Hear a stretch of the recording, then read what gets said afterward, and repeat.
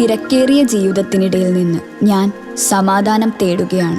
അതെ, a moment to nourish my soul. ആരോഗ്യത്തിനൊപ്പം സൗന്ദര്യവും.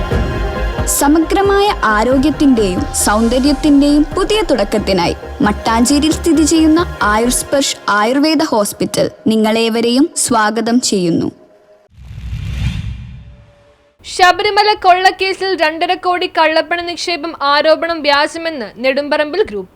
ശബരിമല കൊള്ളയുമായി ബന്ധപ്പെട്ട് അന്വേഷണം നേരിടുന്ന തന്ത്രിയുടെ 2.5 കോടി രൂപയുടെ കള്ളപ്പണ നിക്ഷേപം നെടുമ്പറമ്പിൽ ഫിനാൻസിൽ ഉണ്ടെന്നുള്ളത് വ്യാജ ആരോപണം മാത്രമാണെന്ന് നെടുമ്പറമ്പിൽ ഗ്രൂപ്പ് അധികൃതർ അറിയിച്ചു.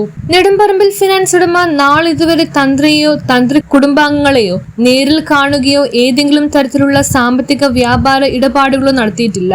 നെടുമ്പറമ്പിൽ ഫിനാൻസ് ഉടമയായ NM രാജു ഈ വിഷയത്തെക്കുറിച്ച് അറിയിച്ചു. നെടുമ്പറമ്പിൽ ഫിനാൻസ് 4 പതിറ്റാണ്ടിലധികമായി കേരളത്തിൽ പ്രവർത്തിച്ചു വരവെ 2024 സാമ്പത്തിക തകർച്ച നേരിട്ട് എന്നുള്ളത് സത്യമാണ്. ഫിനാൻസ് ബിസിനസ് കൂടാതെ ഓട്ടോമൊബൈൽ, ടെക്സ്റ്റൈൽസ്, ടൂറിസം തുടങ്ങിയ മേഖലയിലും ബിസിനസ് വിപുലമാക്കിയതിന്റെ ഭാഗമായി പണം വിന്യസിക്കുകയുണ്ടായി. ഏകദേശം 2500-ൽ അധികം ജീവനക്കാർ വിവിധ കമ്പനികളിലായി പ്രവർത്തിച്ചു വന്നിരുന്നു.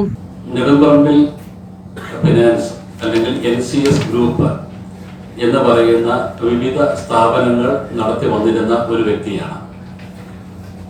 അതുമായി ബന്ധപ്പെട്ട് ചില തെറ്റായിരിക്കുന്ന ആരോപണങ്ങൾ കഴിഞ്ഞ ഏതാണ്ട് 1 മാസമായി വന്നുകൊണ്ടിരിക്കുന്നു. അതിനെക്കുറിച്ചുള്ളൊരു ക്ലാരിഫിക്കേഷനാണ് ഇന്ന് ഞങ്ങളിവിടെ ഞാൻ വന്നിരിക്കുന്നത്. പ്രധാനമായിട്ട് ഇപ്പോൾ ശബരിമല കൊള്ളയുമായി ബന്ധപ്പെട്ട വിഷയം നടന്നുകൊണ്ടിരിക്കുകയാണ്. അതിനകത്ത് തന്ത്രിയുടെ 2.5 കോടി രൂപ നെടുമ്പറമ്പിൽ ഫിനാൻസിൽ ആണ് ഇട്ടിരിക്കുന്നത്. നെടുമ്പറമ്പിൽ ഫിനാൻസ് ആ പണം കൈപ്പറ്റിയിട്ടുണ്ട് എന്നുള്ള തരത്തിലുള്ള ഒരു ആരോപണം വിവിധ കോണുകളിൽ നിന്ന് ഉണ്ടാകുകയുണ്ടായി. ആ ആരോപണം പൂർണ്ണമായിട്ടും തെറ്റായിരിക്കുന്ന ആരോപണമാണ്.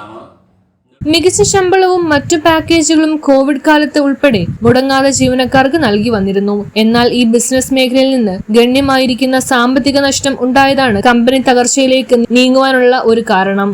സഹകരണ മേഖലയിലും ഇതര ധനകാര്യ സ്ഥാപനങ്ങളിലും ഉണ്ടായ തകർച്ചകളിൽ ഇടപാടുകാരുടെ ഇടയിൽ പരിഭ്രാന്തി ഉണ്ടാക്കുകയും അവർ കൂട്ടത്തോടെ നിക്ഷേപങ്ങൾ പിൻവലിക്കുന്നതിനു വേണ്ടി വരികയും ചെയ്തപ്പോൾ ഉണ്ടായ ബുദ്ധിമുട്ടാണ് ഈ തരത്തിലുള്ള കമ്പനിയെ നയിച്ചത്. അതുമൂലം നിയമ നടപടികൾ പല തലങ്ങളിൽ നടക്കുന്നുണ്ട്. കമ്പനിയുടെ പ്രവർത്തനം ഭാഗികമായി തടസ്സപ്പെട്ടിരിക്കുകയാണ്. എന്നാൽ നിക്ഷേപങ്ങൾ മുഴുവനായി കൊടുത്തു തീർക്കുന്നതിന് വേണ്ടി ഫിനാൻസ് ബിസിനസ് പുനർജീവിപ്പിച്ച് പ്രവർത്തന നിക്ഷേപമാക്കുവാൻ കമ്പനി എടുത്തിരിക്കുന്ന ശ്രമകരമായ നടപടികൾ അതിന്റെ അവസാന ഘട്ടത്തിലാണെന്ന് അധികൃതർ അറിയിച്ചു. ഗുജറാത്ത് കേന്ദ്രമാക്കി പ്രവർത്തിക്കുന്ന മിനേഷ് കീർത്തിലാൽ അദാനിയുടെ നേതൃത്വത്തിലുള്ള ഊർജ അദാനി ഗ്രൂപ്പും ഗിരീഷ് ശിവശങ്കര പിള്ള നേതൃത്വം കൊടുക്കുന്ന ഫ്ലൈ ഭാരതി ഗ്രൂപ്പുമായി ചേർന്ന നവീകരണ പദ്ധതികളും വിപുലീകരണ കാര്യങ്ങളും ചെയ്തു വരികയാണ്. ഈ ഘട്ടത്തിലാണ് നെടുമ്പറമ്പിൽ ഫിനാൻസിന്റെ പുനർജീവന നടപടികൾക്ക് തുരങ്കം വയ്ക്കുവാൻ വേണ്ടി വിവിധ കേന്ദ്രങ്ങളിൽ നിന്ന് ആരോപണങ്ങൾ ഉന്നയിക്കുന്നത്. എല്ലാ നിക്ഷേപകരുടെയും നിക്ഷേപങ്ങൾ 1 മുതൽ 7 വർഷത്തിനകം പലിശ സഹിതം കൊടുത്തു തീർത്ത് പുതിയ കമ്പനിയുടെ നേതൃത്വത്തിൽ വിപുലമായ വ്യാപാര രൂപരേഖയാണ് പുതിയ കമ്പനികൾ ഹൈക്കോടതിയിൽ കൊടുത്തിരിക്കുന്ന സബ്മിഷൻ റിപ്പോർട്ടിൽ രേഖപ്പെടുത്തിയിട്ടുള്ളത്. നിക്ഷേപകരുടെ പണം തിരികെ കൊടുക്കുവാനും വിപുലമായ നിലകളിൽ ഭാരതം മുഴുവനും വ്യാപിപ്പിക്കുന്ന വ്യാപാര ശൃംഖലയുടെ അടിത്തറയിടുന്ന ഈ ഘട്ടത്തിൽ അടിസ്ഥാനരഹിതമായ ആരോപണങ്ങളാൽ ഈ പരിശ്രമത്തെ തകർക്കരുതെന്ന് അധികൃതർ ആവശ്യപ്പെട്ടു. കേരളത്തിൽ തകർന്നുപോയ ഒരു ഫിനാൻസ് കമ്പനിക്ക് ഇതേപോലെയുള്ള ഒരു തിരിച്ചുവരവിന് കളമൊരുക്കുന്നത് ഇത് ആദ്യത്തെ അവസരമാണ്. ബിസിനസ് മേഖലയിൽ ഇതൊരു പുതിയ ചുവടുവെപ്പും സംരംഭകർക്ക് പുത്തൻ ഉണർവും പകരുന്ന നടപടിയാണെന്ന് ഭാരവാഹികൾ അറിയിച്ചു. നെടുമ്പറമ്പിൽ ഫിനാൻസിന് വേണ്ടി ഉടമയായ NM രാജു, ജനറൽ മാനേജറായ എബ്രഹാം ഫിലിപ്പും വാർത്താ സമ്മേളനത്തിൽ പങ്കെടുത്തു. തന്ത്രിയുടെ 1 രൂപ പോലും എന്റെ സ്ഥാപനങ്ങളിൽ ഒരിടത്ത് പോലും ഒരു നിലയിലും ഇൻവെസ്റ്റ് ചെയ്യപ്പെട്ടിട്ടില്ല.